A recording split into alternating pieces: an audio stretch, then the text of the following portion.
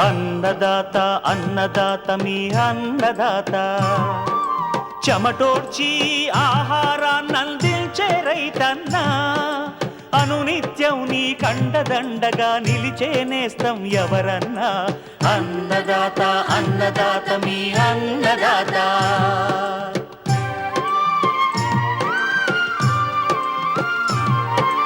నూతన రీతుల సాగుబడికి, నూరింతలు పెరిగే దిగుబడికి సూచనలిచ్చే సస్య రక్షణకు, పశు పోషణకి శాస్త్ర విజ్ఞానం అందించి ముందుకు నడిపే తెలుగు రైతు భారతదేశానికి మకుటం అయ్యేలా తీర్చిదిద్దే ఆశయంతో మిమ్ము మేలు కొలిపేది అన్నదాత.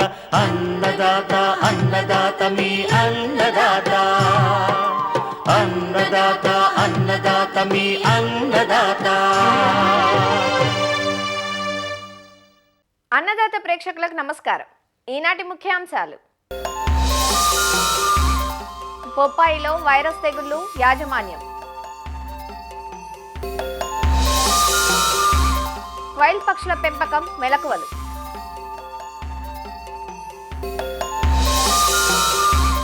ఉద్యాన పంటల మార్కెటింగ్ లో ఏపీ ప్రభుత్వం కొత్త పోకడలు, మహారాష్ట్రలోని సహ్యాద్రి ఫార్మ్స్ తో ఒప్పందం.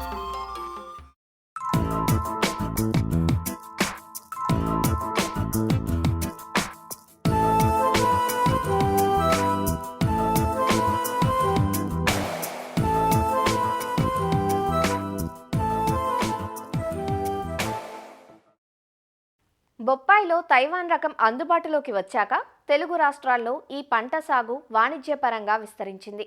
సాగు పద్ధతులు సులువుగా ఉండటం, రవాణాకు అనుకూలించడం, నాటిన 6 నుంచి 8 నెలలకే కోతలకు అందిరావడంతో రైతులకు ఆదాయపరంగా వెసులుబాటుగా ఉంటోంది. ఎకరాకు సంవత్సరానికి 80 నుంచి 100 టన్నుల దిగుబడితో రైతులకు మంచి ఆదాయపరంగా ఉంటున్న బొప్పాయిపై ఇటీవలి కాలంలో వైరస్ తెగుళ్లు వేటు వేస్తున్నాయి. ప్రారంభ దశలోనే వైరస్ తెగుళ్లు ఆశించటం వల్ల తోటలను అర్ధాంతరంగా నరికివేయాల్సిన దుస్థితి తలెత్తుతోంది.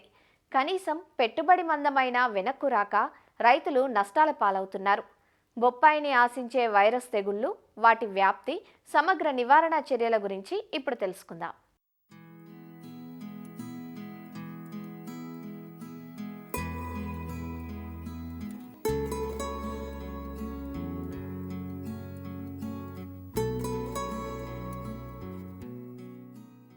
బొప్పాయి నాటిన 2.5 నుంచి 3 సంవత్సరాల వరకు పంటకాలం కలిగిన బహువార్షిక పంట.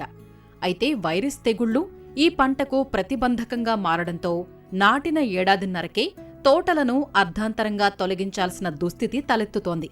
బొప్పాయిని 3 రకాల వైరస్ తెగుళ్లు విపరీత నష్టాన్ని కలుగజేస్తున్నాయి. అవి ring spot virus, mosaic virus, ఆకుముడత వైరస్ తెగుళ్లు. రింగ్ స్పాట్ వైరస్ తెగులును ఉంగరాల తెగులు అని కూడా అంటారు. పేనుబంక పురుగుల ద్వారా ఈ తెగులు వ్యాప్తి చెందుతుంది. ఆకుల్లో మొజాయిక్ లక్షణాలు, లేత ఆకుపచ్చ, ముదురు ఆకుపచ్చ మచ్చలు ఏర్పడటం, ఆకుల కాడలు, కాండం పైభాగం పైన నూనె మచ్చలు, చారలు ఏర్పడటం ఈ తెగులు లక్షణాలు. తెగులు తీవ్రత ఎక్కువైనప్పుడు లేత ఆకులు బూటు లేసుల్లా మారతాయి. చిన్న వయసులో చెట్లకు సోకితే చెట్లు గెడసబారి కాయల దిగుబడి బాగా తగ్గుతుంది. ఈ తెగులు సోకిన చెట్ల కాయలు గగ్గులుగా మారి బోరాన్ లోప లక్షణాలను పోలి ఉంటాయి. కాయ, పండుపైన ఉంగరపు ఆకారంలో మచ్చలు ఏర్పడటం ఈ తెగులు ఆశించినప్పుడు కొట్టొచ్చినట్లుగా కనిపించే లక్షణం. ఈ ఉంగరాల మచ్చల మధ్య భాగం ఆకుపచ్చగాను, చుట్టూ వలయం గోధుమ రంగులోనూ ఉంటుంది. ఒక్కో కాయపై వైరస్ ఉంగరాలు 100లో ఉంటాయి. తెగులు సోకిన చెట్ల పూలు అంతగా పిందె కట్టవు, పిందెలు కట్టిన వృద్ధి కావు. ఉంగరాలున్న కాయలు తొందరగా పండిపోయి మెత్తబడి నీరు కారుతాయి. నాణ్యత బాగా లోపించి దూర ప్రాంతాల రవాణాకు పనికిరావు. బొప్పాయిలో కనిపించే మరో తెగులు మొజాయిక్ తెగులు లేదా పల్లాకు తెగులు. ఇది కూడా పేనుబంక ద్వారా, విత్తనం ద్వారా వ్యాప్తి చెందుతుంది. ఆకులపై పసుపు రంగు మచ్చలు ఏర్పడి ఆకులు పెళుసుగా మారతాయి. ఆకులు చిన్నవిగా తయారై చెట్ల పెరుగుదల తగ్గుతుంది. కాయల దిగుబడి, నాణ్యత దెబ్బతింటుంది. ఇక మరో తెగులైన ఆకుముడత వైరస్ తెగులు తెల్లదోమ ద్వారా వ్యాప్తి చెందుతుంది. ఆకులు ముడతలు పడి ముడుచుకొని బంతిలాగా మారుతాయి. ఈ తెగులు సోకిన చెట్టు చూసేందుకు వికృతంగా కనబడుతుంది. ముందుగా సోకితే చెట్లకు పూత, కాత రాదు. కాయలు ఏర్పడిన తరువాత సోకితే కాయలు సరిగా వృద్ధి చెందవు. ఈ 3 వైరస్ తెగుళ్ల నివారణకు సమగ్ర యాజమాన్యం పాటించాలి. తెగులు సోకిన మొక్కలను ఆరంభ దశలోనే గుర్తించి పీకి నాశనం చెయ్యాలి. వైరస్ తెగుళ్లను వ్యాప్తి చేసే పురుగుల్ని అరికట్టాలి. చుట్టుపక్కల వైరస్ లేని ప్రాంతాల్లోనే బొప్పాయి సాగు చేపట్టాలి. నమ్మకమైన, ధృవీకరించిన విత్తనాలు సాగుకు వాడాలి. 5 మిల్లీలీటర్ల ఇమిడా క్లోప్రిడ్ ఎఫ్ఎస్ మందును కిలో విత్తనానికి కలిపి విత్తన శుద్ధి చెయ్యాలి. నాటేందుకు వాడే మొలకల్ని బాగా పరిశీలించి వైరస్ తెగుళ్లు సోకలేదని నిర్ధారించుకున్న తరువాతే ప్రధాన పొలంలో నాటాలి. బొప్పాయి నాటేందుకు 30 నుంచి 40 రోజుల ముందుగా ప్రధాన పొలం చుట్టూ 4 వరుసలు జొన్న లేదా మొక్కజొన్న విత్తనాన్ని నాటి పంటను సాగు చేస్తే పేనుబంక పురుగుల్ని ఆకర్షించి బొప్పాయికి వీటి బెడదను తగ్గిస్తాయి. కలుపు మొక్కల్ని పొలంలోనూ గట్లపైన లేకుండా చెయ్యాలి. బొప్పాయిలో అంతర పంటలుగా దోస, పుచ్చ, గుమ్మడి జాతి పంటలు, టమాటా, మిరపను సాగు చెయ్యకూడదు. సూక్ష్మ పోషకాలను ప్రతి 2-3 నెలలకొకసారి పిచికారీ చేస్తే చెట్ల పెరుగుదల బాగా ఉండి వైరస్ తెగుళ్ల ప్రభావాన్ని గణనీయంగా తగ్గించటంతో పాటుగా దిగుబడి, నాణ్యతలను పెంచుతాయి. సూక్ష్మ పోషక మిశ్రమాన్ని లీటరు నీటికి 5 గ్రాములు కలిపి పిచికారీ చేయాలి. పూత అధికంగా రావటానికి, పిందెలు ఎక్కువగా ఏర్పడేందుకు లీటరు నీటికి 2 గ్రాముల బోరాక్స్ కలిపి పిచికారీ చెయ్యాలి. బొప్పాయిని అదే భూమిలో ఏళ్ల తరబడి సాగు చేసినప్పుడు వైరస్ తెగుళ్ల ఉధృతి ఎక్కువగా ఉంటుంది. అందువల్ల సాగు ప్రాంతాలను మార్పు చేయటం, పంట మార్పిడి ద్వారా తాత్కాలికంగా వైరస్ బెడద కొంతకాలం లేకుండా చేయవచ్చు, లేదా తక్కువ బెడదతో సాగు చేయవచ్చు. వైరస్ తెగుళ్లను వ్యాప్తి చేసే పేనుబంక, తెల్లదోమల నివారణకు పసుపు రంగు జిగురు అట్టలను ఎకరాకు 10 నుంచి 12 ఏర్పాటు చేసి వాటిని ఆకర్షించాలి. లీటరు నీటికి 2 మిల్లీలీటర్ల మిథైల్ డెమెటాన్ లేదా డైమిథోయేట్ లేదా ఫిప్రోనిల్ లేదా 0.4 మిల్లీలీటర్ల ఇమిడా క్లోప్రిడ్ లేదా 1.5 గ్రాముల ఎసిఫేట్ మందులను మార్చుతూ పిచికారీ చెయ్యాలి. ఈ విధమైన యాజమాన్య చర్యల ద్వారా బొప్పాయిలో వైరస్ తెగుళ్లను సమర్థవంతంగా నివారించవచ్చు.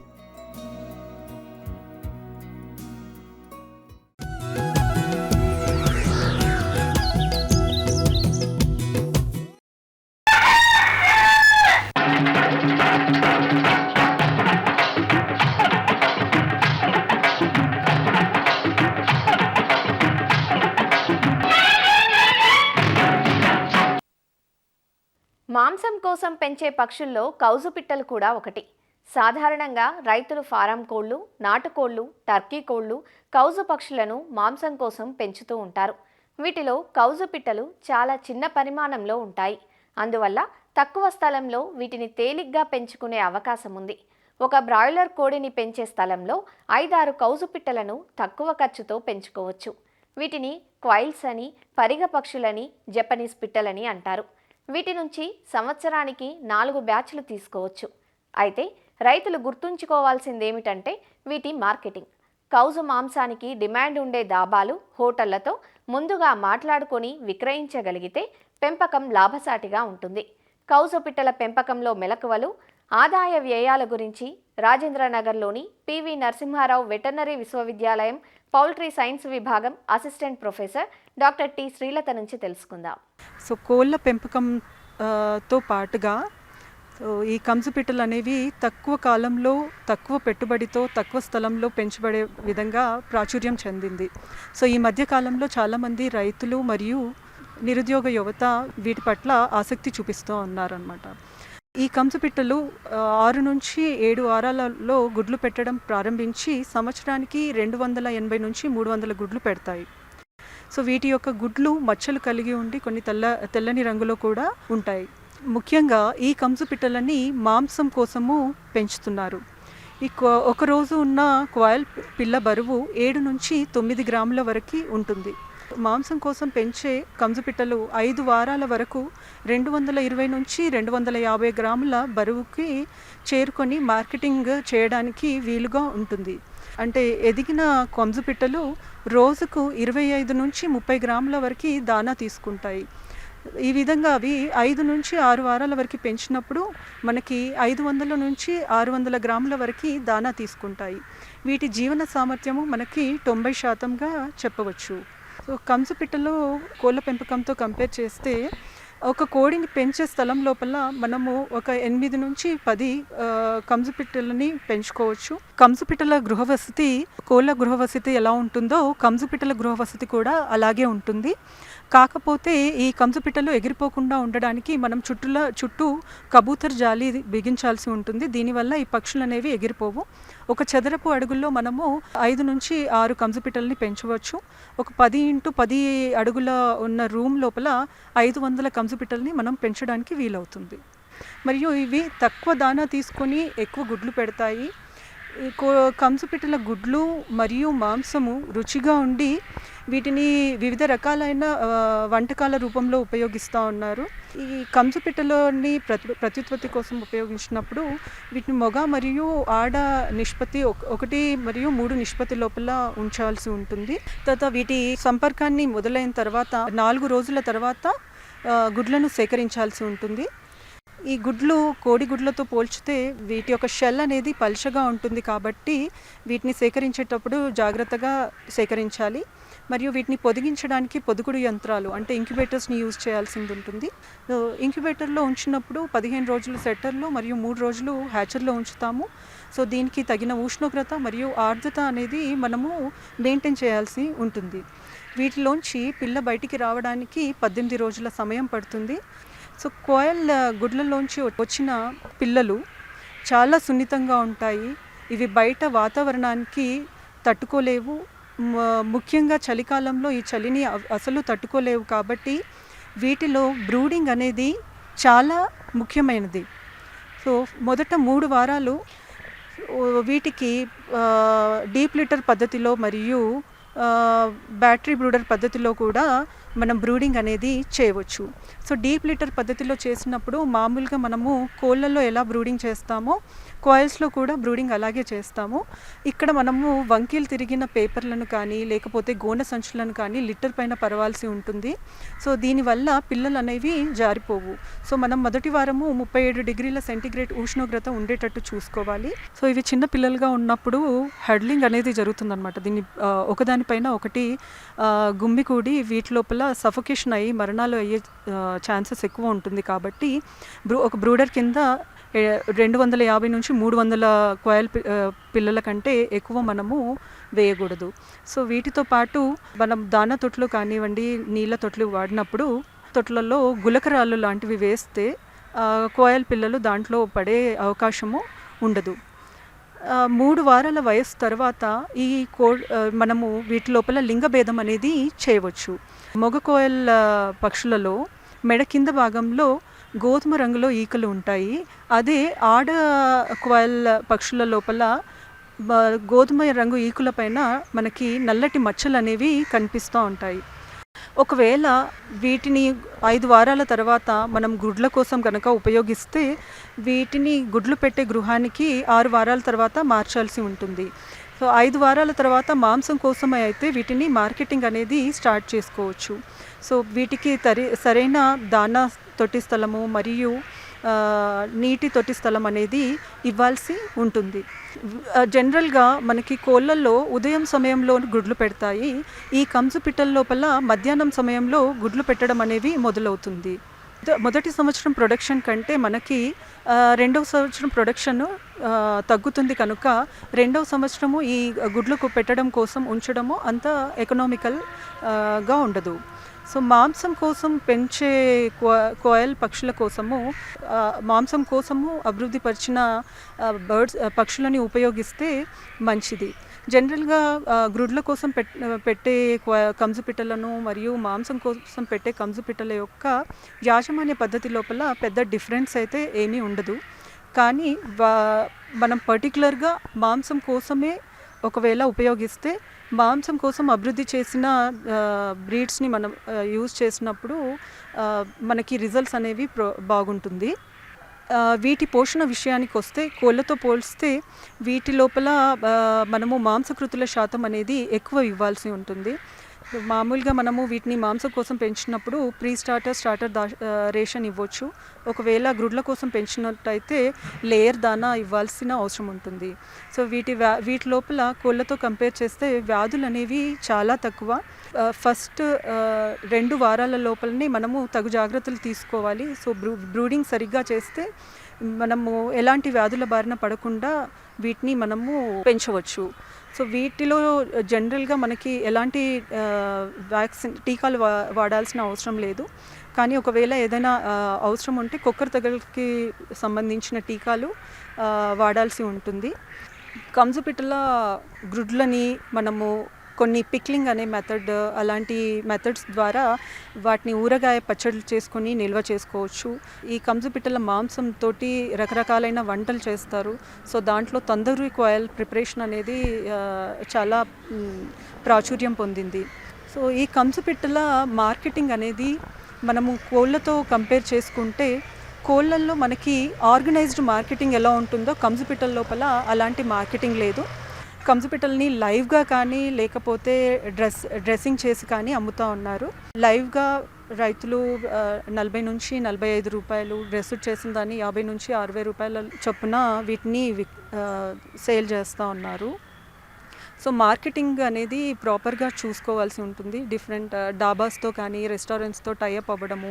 సో మీ దగ్గర క్వాయల్స్ అవైలబిలిటీ ఉంది అనేసి అందరికీ తెలిసేలాగా చేయడం వల్ల ఫార్మర్స్ వీటి వల్ల లాభాన్ని పొందగలుగుతారు.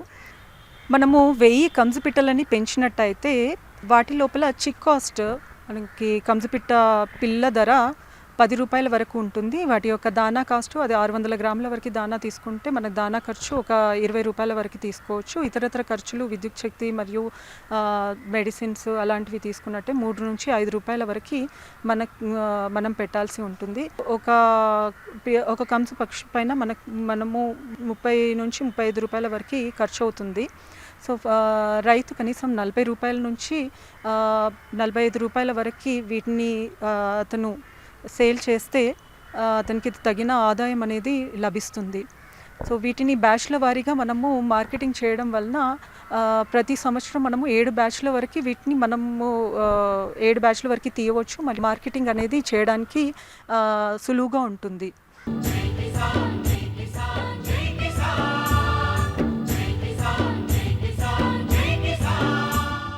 ఉద్యాన పంటల హబ్గా పేరుగాంచిన ఆంధ్రప్రదేశ్ ప్రభుత్వం మార్కెటింగ్లో నూతన పోకడలను అవలంబిస్తోంది.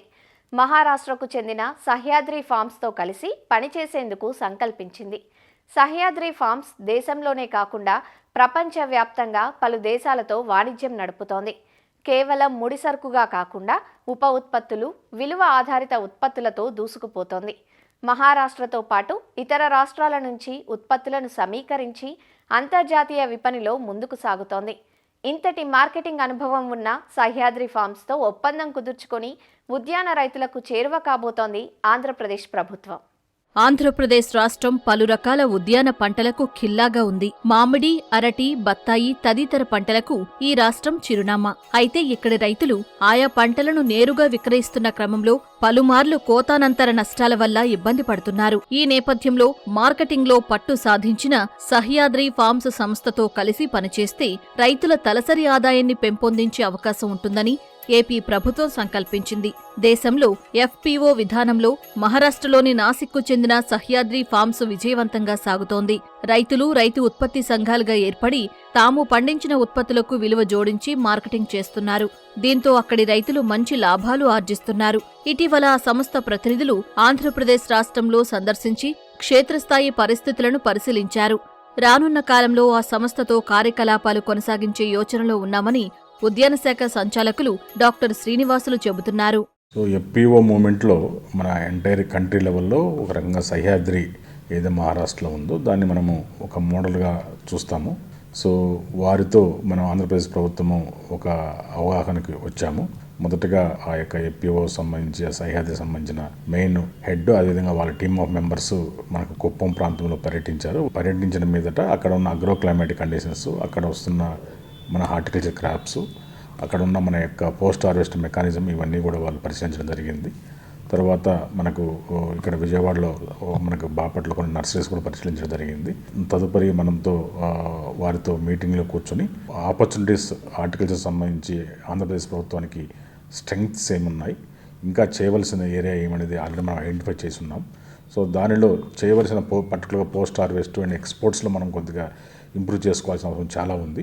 దీంట్లో కొంత ఎక్స్పర్టైజ్ ఆల్రెడీ ఉన్న సహ్యాద్రి ఎఫ్పిఓ సంబంధించి వారి ఎక్స్పర్టైజ్ని ఎంటైర్గా మనం తీసుకుని పోస్ట్ హార్వెస్ట్ లాసెస్ను as well as the exports మనం ఇంప్రూవ్ చేసినప్పుడు ఆటోమేటిక్గా మన ఫార్మర్స్కి మంచి రేట్ వస్తుందనేది గమనించదగిన విషయం. దీంట్లో ముఖ్యంగా గ్రేప్స్ ఒకటి, సిట్రస్ ఒకటి, ఈ రెండు మొదటగా టేకప్ చేస్తున్నాం వారి సహాయంతో. సో అదేవిధంగా కొన్ని వెరైటీస్లు కూడా ఇంప్రూవ్డ్ వెరైటీస్ ఏదైతే డిమాండ్ ఉందో గ్లోబల్గా ఉన్న డిమాండ్ని సంబంధించిన వెరైటీస్ మాత్రమే ప్రమోట్ చేసే విధంగా కొత్త ఏరియా ఎక్స్పాన్షన్లో రాయలసీమ హార్టికల్చర్ పెద్ద ఎత్తున మనకు తీసుకుంటున్నాం కాబట్టి దాంట్లో కూడా మనకు వీరి యొక్క ఎక్స్పర్టైజ్ ఆల్రెడీ కొంత సక్సెస్ అయి ఉన్నారు కాబట్టి ఎక్స్పోర్ట్స్లో డైరెక్ట్గా. అట్లాగే మన దగ్గర ఉన్న ఒక హార్టికల్చర్ డిపార్ట్మెంట్ ఆధ్వర్యంలో ఉన్న ఒక 100 ఎఫ్పిఓస్ ఏవైతే ఉన్నాయో వాటి మెంటరింగ్ కూడా వీరి ద్వారా మనం చేయడానికి ఆస్కారం ఉంటుంది. కాబట్టి ఈ రకంగా ఒకటి ఎఫ్పిఓ మెంటరింగ్, ఎక్స్పోర్ట్, అదేవిధంగా పోస్ట్ హార్వెస్ట్ క్లాసెస్, అగ్రిటెక్, ఇవన్నీ కూడా కొంత ఆ ఎఫ్పిఓ కొంత అడ్వాన్స్డ్గా చేస్తుంది కాబట్టి వారి యొక్క ఎక్స్పర్టీస్ని కూడా మనం ఉపయోగించుకోవడం జరుగుతుంది. మన యొక్క ప్రొడ్యూస్ ఖచ్చితంగా ఎక్స్పోర్ట్ వెళ్తున్నప్పుడు అది బనానా కానీ, మ్యాంగో కానీ, టమోటా కానీ, లేకుంటే ఇది సిట్రస్ కానీ ఖచ్చితంగా కేజీకి 5 రూపాయల నుంచి 10 రూపాయలు ఖచ్చితంగా ఉన్న రేటుకి పెరిగేదానికి డెఫినెట్గా ఆస్కారం ఉంది కాబట్టి సో తద్వారా మనం చేయించడం ఒకటి. అట్లాగే good agriculture practice also most important. మనం ఇప్పుడు గ్లోబల్ స్టాండర్డ్కి మనం వెళ్తున్నాం కాబట్టి గ్లోబల్ స్టాండర్డ్ అన్నప్పుడు ఖచ్చితంగా మనం చేసే అగ్రో ఎకనామిక్ ప్రాక్టీసెస్ కూడా good agriculture practices most important. అవి కూడా రైతులకు అవగాహన కల్పించి తద్వారా మన యొక్క ప్రొడ్యూస్ని గ్లోబల్గా కాంపిటేట్ చేయాలనేది ఉద్దేశం. ఆల్రెడీ సహ్యాద్రి వాళ్ళు మన దగ్గర నుంచి బనానా తీసుకెళ్తుంటారు. G9 వెరైటీ ఏదైతే బనానా ఉంటుందో మహారాష్ట్రలో వాళ్ళకి క్రాప్ లేనప్పుడు మన దగ్గరికి వచ్చేసి మన బనానా ఆల్రెడీ వాళ్ళు తీసుకుంటూ ఉన్నారు. సో నవ్వు గ్రేప్స్ అండ్ సిట్రస్ కూడా వాళ్ళ యొక్క మెకానిజం ద్వారా మనము పంపించడానికి ప్లాన్ చేస్తున్నాం. మహారాష్ట్రలోని సహ్యాద్రి ఫార్మ్స్ 2011లో ద్రాక్ష రైతులతో ప్రారంభమై ప్రస్తుతం దేశంలోనే ప్రముఖ రైతు ఉత్పత్తి కంపెనీగా అవతరించింది. ప్రస్తుతం 30,000 మంది రైతులు ఇందులో భాగస్వాములుగా ఉన్నారు. దాదాపు 8 రకాల పంటలు ద్రాక్ష, దానిమ్మ, అరటి, మామిడి, బత్తాయి, జీడి మామిడి, టమాటా, స్వీట్ కార్న్ పంటలను ప్రాధాన్యతగా పండిస్తున్నారు.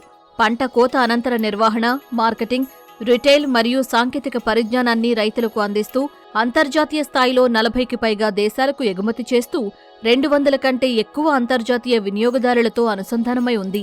ఇటీవల ఆంధ్రప్రదేశ్ రాష్ట్రంలో పర్యటించిన సహ్యాద్రి ఫార్మ్స్ వ్యవస్థాపక సీఈఓ విలాస్ విష్ణు షిండే ఏపీలో ఉద్యాన ఉత్పత్తుల మార్కెటింగ్ అవకాశాలపై అధికారులతో చర్చించారు. We know AP is known as a horticulture leading state in the country, but production side definitely AP has created a big story, but then as a value chain how we can have the complete ecosystem creation around that. We'll have the prosper horticulture farmers in Andhra Pradesh. Kuppam area, which is a comparatively water less or drought prone area, but climate is very much favorable for horticulture crops. Stable environment, temperature is almost 15 to 35 degree throughout the year. It's a cool climate, plus soils are well drained soils. Water is a issue, but then now because of all the different irrigation projects, now water availability is also better.